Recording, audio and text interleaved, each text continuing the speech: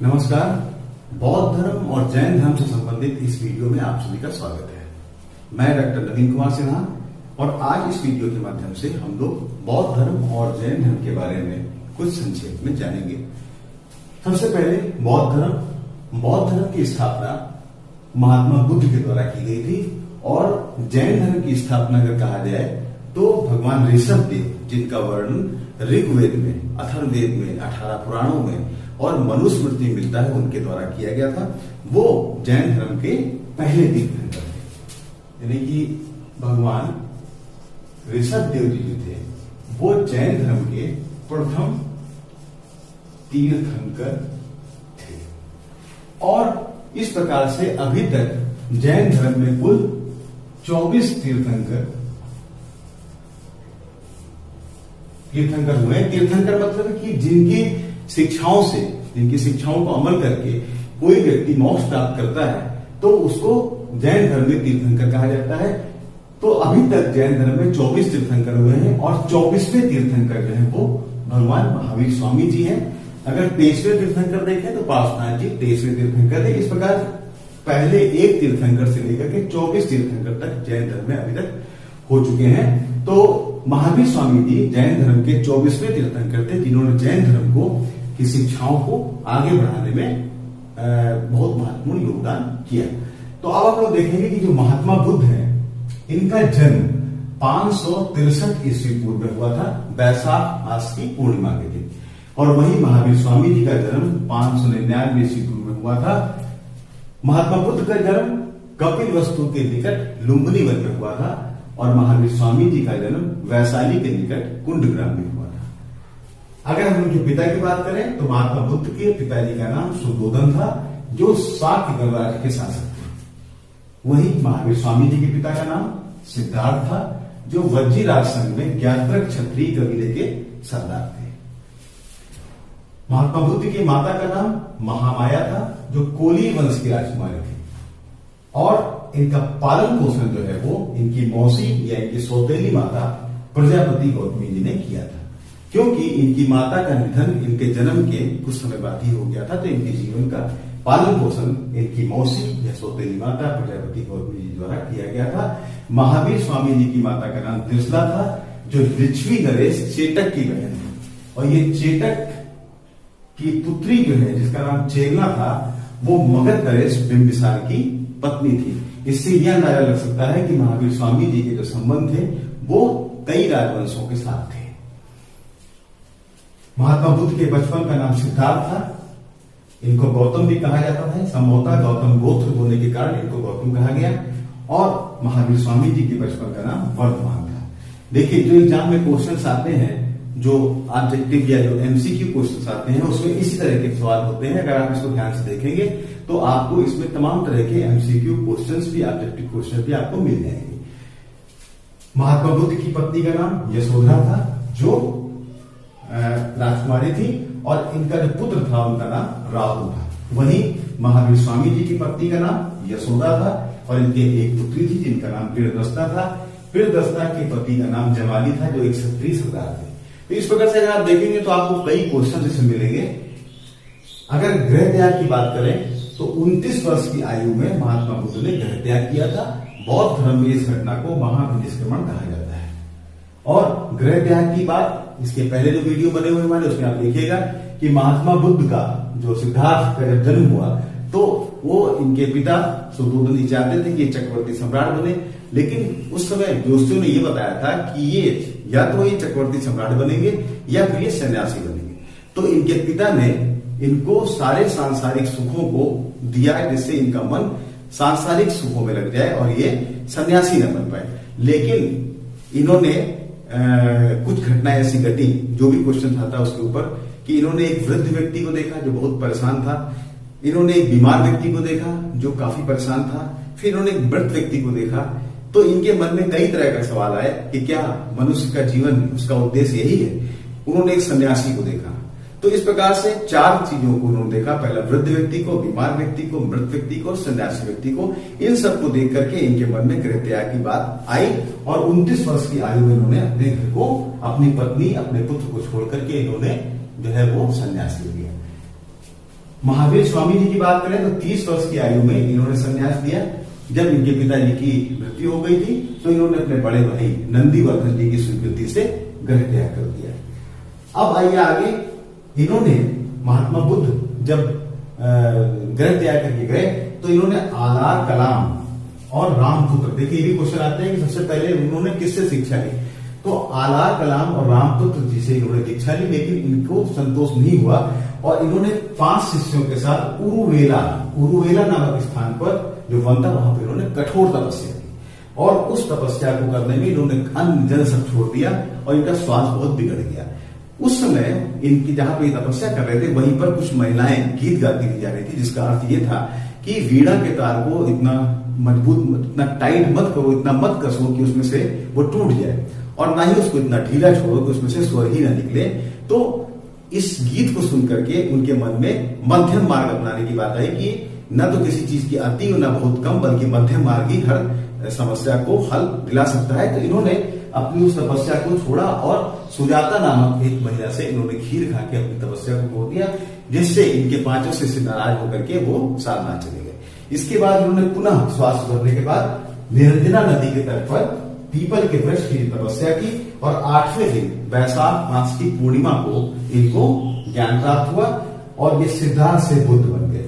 जिस स्थान पर इनको ज्ञान प्राप्त हुआ उसको बोध गया और जिस वृक्ष के नीचे इनको ज्ञान प्राप्त हुआ तो उसको बोधि वृक्ष कहा जाता है। अब अगर हम बात करें महावीर स्वामी जी की, तो इन्होंने जुटम्बी गांव के निकट रिजुपालिका नदी के तट पर वैशाख माह की 10वीं तिथि को इनको कैवल्य ज्ञान प्राप्त हुआ। लेकिन इस ज्ञान को प्राप्त करने के लिए उन्होंने 12 वर्ष की कठिन तपस्या की, अन्न जल वस्त्र सब छोड़ दिया इन्होंने और इनको कैवल्य ज्ञान प्राप्त हुआ।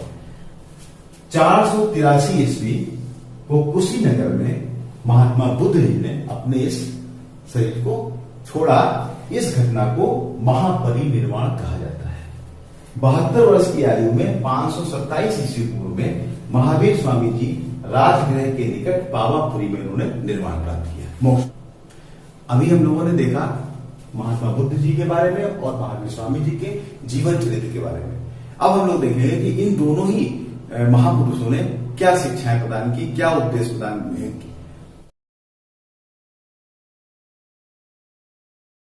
अभी हम लोगों ने महात्मा बुद्ध और महावीर स्वामी जी के जीवन चरित्र के बारे में देखा। अब हम लोग उनकी शिक्षाओं के बारे में देखेंगे। महात्मा बुद्ध जी के अनुसार मानव जीवन का अंतिम लक्ष्य मोक्ष प्राप्त करना है और उन्होंने 4 आर्य सत्यों के बारे में बताया। उनका ये मानना था कि सर्वत्र दुख व्याप्त है और इस दुख का कारण भी है तृष्णा या इच्छा को उन्होंने इस दुख का कारण बताया और ये कहा कि इससे छुटकारा मिल सकता है और छुटकारे के उन्होंने मार्ग बताया कि किस प्रकार से हम दुखों से छुटकारा पा सकते हैं। इसके लिए उन्होंने अष्टांगिक मार्ग प्रशस्त किया और ये कहा कि सम्यक दृष्टि, सम्यक संकल्प, सम्यक वचन, सम्यक कर्म, सम्यक आजीविका, सम्यक व्यायाम, सम्यक स्मृति और सम्यक समाधि, अष्टांग मार्ग पर चलकर हम दुखों से मुक्ति पा सकते हैं और मोक्ष की प्राप्ति कर सकते हैं। महात्मा बुद्ध ने मध्यम मार्ग अपनाया, जैसे कि हमने पहले भी कहा था कि उनका ये मानना था जब वो तपस्या कर रहे थे कि मध्यम मार्ग से ही हम किसी रास्ते पर निकल सकते हैं। किसी भी चीज की अति या उसको बहुत ढीला छोड़ देने से हम अपने लक्ष्य तक नहीं पहुंच सकते हैं। इसके अलावा उन्होंने कहा कि 10 सीलों के बारे में बताया। सबसे पहले उन्होंने कहा कि अहिंसा का पालन करना चाहिए, हमेशा सत्य बोलना चाहिए, चोरी नहीं करनी चाहिए और जरूरत से अधिक संग्रह नहीं करना चाहिए, जितनी आवश्यकता हो उतनी संग्रह करें, भोग विलास ना करें, नृत्य संगीत से दूर रहें, सुगंधित वस्तुओं का त्याग करें, असमय भोजन ना करें, कोमल सैया का प्रयोग ना करें और कामनी कंचन का त्याग करें। इस प्रकार से उन्होंने 10 सील के बारे में बताया। इसके अलावा उन्होंने त्रिरत्न के बारे में बताया, बुद्ध, धर्म और संघ, ये त्रिरत्न। कभी कभी इस पर भी प्रश्न आते हैं कि बुद्ध धर्म में त्रिरत्न क्या है, तो बुद्ध, धर्म और संघ। क्षणिकवाद के बारे में बताया उनका कि संसार में सब क्षणिकवाद है, यहाँ पर कुछ भी स्थिर नहीं है। ईश्वरवाद पर उन्होंने चर्चा करते हुए कहा ईश्वर पर विश्वास उन्होंने नहीं किया। उनका यह मानना था कि जो सृष्टि है वो अनादिकाल से चली आ रही है, अनंत है और इसमें प्रतीत समुत्पाद नियम मतलब यह होता है कि प्रतीत का अर्थ होता है इसके होने से, समुत्पाद मतलब यह होता है। उन्होंने कहा कि हर जो भी चीज होती है उसका कोई ना कोई कारण होता है, कार्य कारण संबंध पर उन्होंने बताया। सदाचार और सामाजिक समानता पर उन्होंने बल दिया। उन्होंने कहा कि जो भी व्यक्ति जिस योग्य है उसका वो पात्र है, मतलब उन्होंने जो वर्ण व्यवस्था थी कर्म के आधार पर उसका उन्होंने पक्ष दिया। कर्मवाद, उन्होंने कहा कि जो मनुष्य है वो जिस प्रकार की कर्म करता है वही उसके साथ रहते हैं। कर्म, अच्छे कर्म करने से ही मोक्ष की प्राप्ति हो सकती है। वेदों में विश्वास उन्होंने, और पुनर्जन्म, उनका ये मानना था कि अगर व्यक्ति इस जन्म में अच्छा काम करेगा तो उसको अगले जन्म में अच्छा ही मिलेगा। तो इस प्रकार से महात्मा बुद्ध ने जो शिक्षाएं दी वो इस प्रकार है। अब अगर हम देखें तो महावीर स्वामी जी ने जो शिक्षाएं दी, उनका भी मानना था कि सभी समस्याओं का जो तत्व है, जो मूल तत्व है, वो दुख है और उस दुख का कारण तृष्णा है, जिसके कारण हमको मोक्ष नहीं मिलता है। अब उन्होंने जो शिक्षा दी उसमें उनका मानना था कि प्रमुख लक्ष्य किसी व्यक्ति का वो मोक्ष प्राप्ति है, और उन्होंने त्रिरत्न के बारे में बताया। देखिए, जहां पे उन्होंने 4 आर्य सत्यों के बारे में बताया, वहां महावीर स्वामी ने त्रिरत्न के बारे में बताया।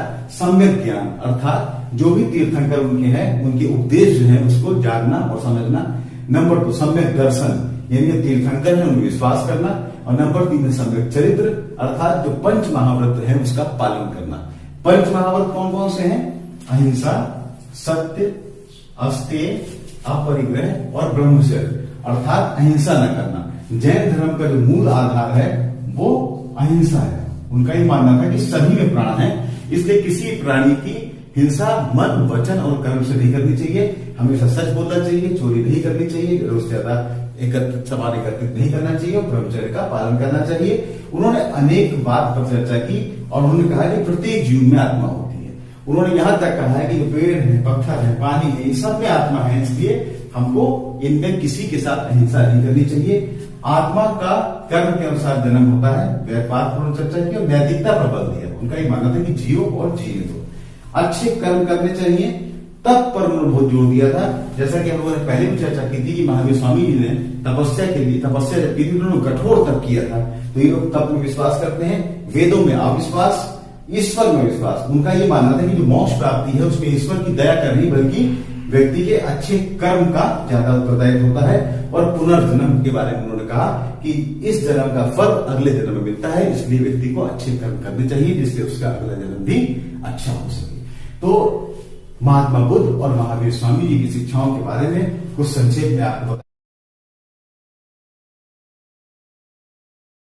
अब हम लोग देखेंगे कि बौद्ध धर्म और जैन धर्म की भारतीय संस्कृति को क्या देन हुई।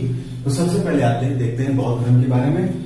कि सबसे पहले तो हम ये देखेंगे कि बौद्ध धर्म जो है आगे चल करके 2 भागों में बढ़ गया, हीनयान और महायान। हीनयान संप्रदाय को जो मानने वाले थे उनका ये मानना था, थोड़े जटिल थे। उनका मानना था कि बिना भिक्षु बने मोक्ष प्राप्त नहीं होगा, और उन्होंने भगवान बुद्ध को सामान्य मनुष्य के रूप में माना कि उनको निर्वाण प्राप्त हुआ है। और जो ये हीनयान संप्रदाय का साहित्य जो था वो पाली भाषा में लिखा गया था। महायान संप्रदाय के लोग जो है वो सुगम टाइप के थे और बुद्ध भगवान को देवता मानते थे। इनका साहित्य जो है वो संस्कृत भाषा में लिखा गया है। वही दूसरी ओर महावीर स्वामी जी की अगर बात करें तो आगे चल करके महावीर स्वामी जी के जैन धर्म श्वेतांबर और दिगंबर 2 संप्रदाय में विभाजित हुआ। श्वेतांबर संप्रदाय के लोग श्वेत वस्त्र पहनते थे और इनका जो साहित्य है वो अंग कहलाता था, ये अर्धमागधी भाषा में लिखा हुआ था। और वहीं दिगंबर संप्रदाय के लोग जो है वो वस्त्र धारण नहीं करते थे और इनका साहित्य पुराण कहलाता था जो संस्कृत भाषा में लिखा गया है। अब हम लोग देखते हैं धार्मिक और सामाजिक देन। सबसे पहले बौद्ध धर्म की, ये एक सरल धर्म था और इन्होंने मूर्ति पूजा और मंदिरों का निर्माण जो है वो एक देन की है। वहीं पर अगर महावीर स्वामी जी को देखें तो धार्मिक और सामाजिक देन अगर थी, इन्होंने अहिंसा पर बल दिया और साथ साथ जो प्रचलित जाति प्रथा थी उस पर कुठाराघात किया। नंबर 2 आते हैं राजनीतिक देन। महात्मा बुद्ध की राजनीतिक देन यह है कि सम्राट अशोक जैसे जो सम्राट थे वो शांति के मार्ग पर चलने लगे और उन्होंने युद्ध का रास्ता छोड़ दिया। वहीं अगर हम राजनीतिक देन महावीर स्वामी जी की देखें तो यहाँ पर यही हुआ कि इनके जो उपदेश थे उनसे प्रेरित होकर के लोगों के मन में हिंसा से घृणा हो गई और वो अहिंसक जीवन जीने लगे। अब अगर हम साहित्यिक देन देखें तो बौद्ध धर्म में जो त्रिपिटक है वो भारतीय साहित्य का आधार माना जाता है। नालंदा विश्वविद्यालय के कुलपति नागार्जुन जो है वो प्रसिद्ध विद्वान थे उस समय के। और अगर हम साहित्य के देन में इस जैन धर्म में देखें तो यहाँ का जो साहित्य है वो प्राकृत और मराठी भाषा में लिखा हुआ था। दर्शन के क्षेत्र में बौद्ध धर्म में कर्मवाद, जैसे कि हमने चर्चा की थी कि वो मनुष्य के कर्म पे ज्यादा ध्यान देते थे, क्षणिकवाद की संसार क्षणिक है, इसमें स्थायित्व नहीं है, और पुनर्जन्म में विश्वास करते थे। दर्शन के क्षेत्र में अगर महावीर स्वामी जी को देखें तो इन्होंने अनेकात्मवाद पर चर्चा की थी, और इनका ये मानना था कि दूसरे के विचारों का भी आदर करना चाहिए।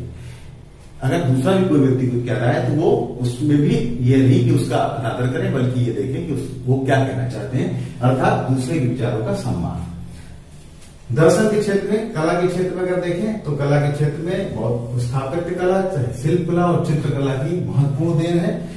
बौद्ध धर्म में बहुत सारे विहार, चैत्य, स्तूप बनाए गए थे। सम्राट अशोक ने के लिए 84,000 स्तूप बनाए थे, जिसमें सांची और अमरावती के स्तूप प्रसिद्ध हैं। शिल्प कला में सारनाथ में भगवान बुद्ध की प्रतिमा काफी प्रसिद्ध है।